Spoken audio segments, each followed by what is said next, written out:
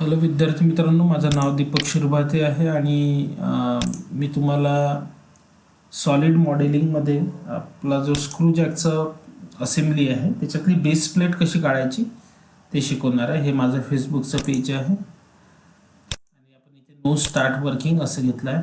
न्यूमध्ये गेलो, न्यूमध्ये जाऊन use default template आपण काढून टाकली.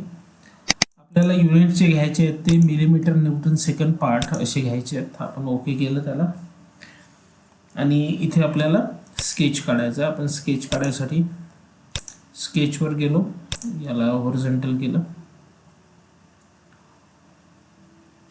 आणि त्याच्यानंतर आपल्याला इथे बेस प्लेट काढायची आहे. बेस प्लेटचं डायमेन्शन आपल्याला जे दिलेलं आहे ते आहे 144. त्याची लेंथ जी आहे ती 144 आहे.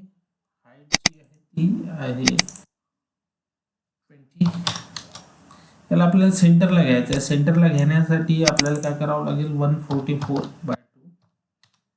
आणि ही जी आहे हे 20/2 म्हणजे 10 येईल. तुम्ही सेंटरला घेऊ शकता. हे स्केच आता सर्व प्लेनच्या सेंटरला आलेलं आहे. आता आपल्याला याला एक्सट्रूड करायचं आहे 6 ने 6 आपण त्याला एक्सट्रूड केलं आणि ओके केलं. ही आपली बेस प्लेट झालेली आहे. याच्यावर आता आपल्याला होल टाकायचं आहे. होलवर आपण गेलो. बेस प्लेटचा फेस जो आहे तो आपण सिलेक्ट केला. प्लेसमेंट ऑफ होल हे लिनियर होल आहे, परंतु हे काउंटर संक होल आहे म्हणून आपण इथे काउंटर संक मध्ये गेलो.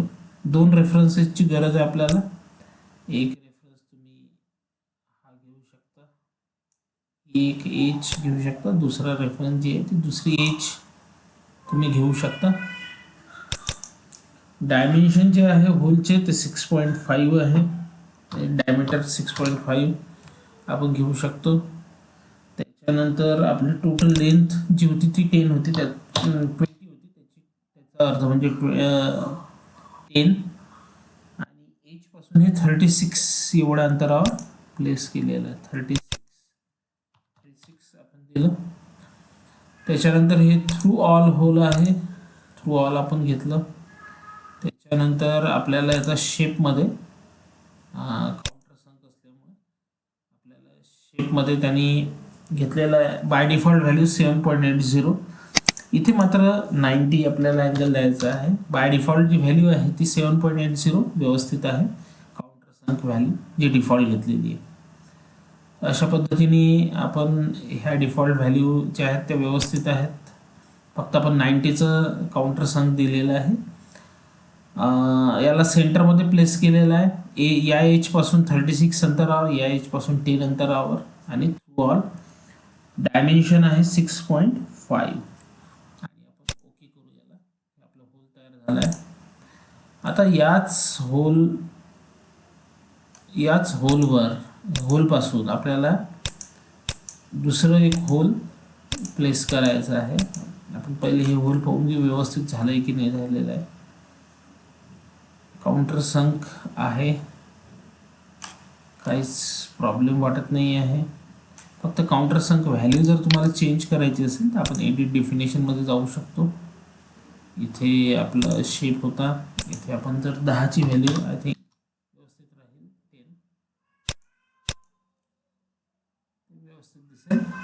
10ची व्हॅल्यू दिली मी याला आणि याच्यापासून 70 अंतरावर आपल्याला दुसरं होल काढायचं. होलवर गेलो आपण.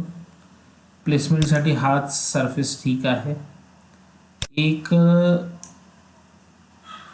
जे अंतर आहे ते 70 आहे आणि दुसरं जे आपल्याला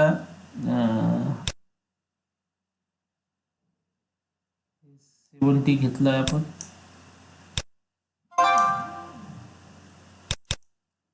10 आपण घेतो आहे. 70 मी इथे फिक्स करतो. हे सुद्धा काउंटर संक होल आहे. इथे आपल्याला ऍड काउंटर संक, इथे 6.5 आपण ऍड केला. शेपमध्ये जाऊ. थ्रू ऑल आपल्याला घ्यायचं आहे. थ्रू ऑल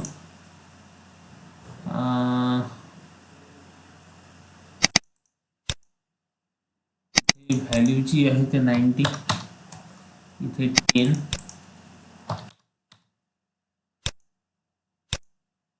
हे आपल्याला 6.5 इथे 10 द्यावं लागेल. पहिला 10 तर आपण 90 10 6.5 आणि थ्रू ऑल. पहिल्या होलपासून याचं अंतर आहे 70 आणि एज पासून 10. अशा पद्धतीने आपण या बेस प्लेटवर दोन्ही होल तयार केलेले आहेत. आणि आता तुम्हाला हा पार्ट जो आहे तो सेव्ह ॲज करायचा आहे. सेव्ह जर पहिले नाव नसेल दिलं तर तुम्ही सेव्ह ॲज कॉपी करू शकता. याला नाव द्या बेस प्लेट, असं नाव देऊन तुम्ही त्याला सेव्ह करू शकता. इथे आपला हा बेस प्लेटचा जो एक्झरसाइज आहे तो पूर्ण झालेला आहे.